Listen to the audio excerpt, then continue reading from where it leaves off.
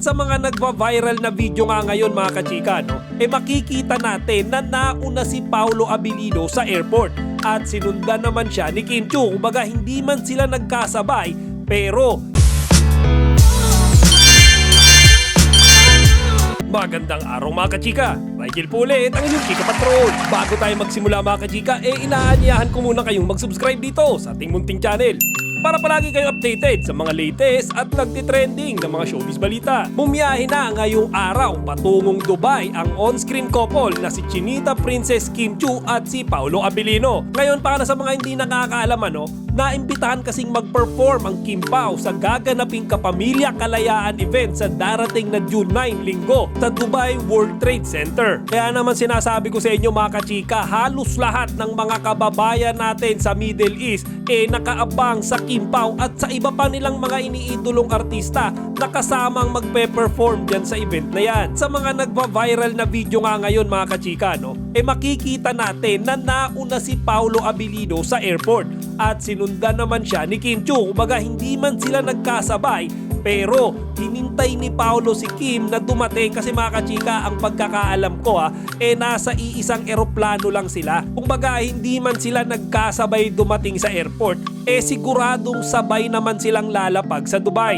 At may mga bulong-bulungan din mga kachika na magkatabi nga daw sa upuan ng eroplano si Kim Chiu at si Paolo Abilino. Kung totoo man yan mga kachika, mahaba-habang kwentuhan ang mangyayari sa kanilang dalawa dyan. Mantala, pinagpipiestahan din ngayon sa social media etong bonggang-bonggang proposal scene sa What's Wrong with Secretary Kim.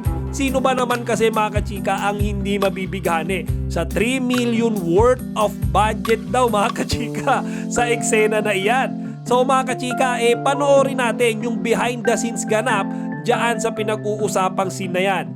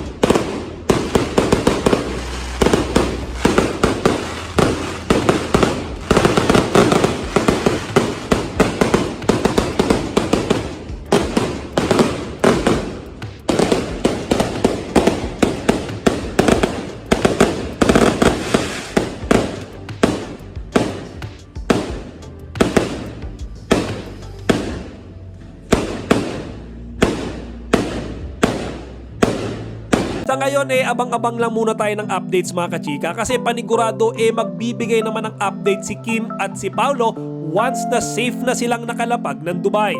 O siya mga kachika, hanggang dito na lang muna.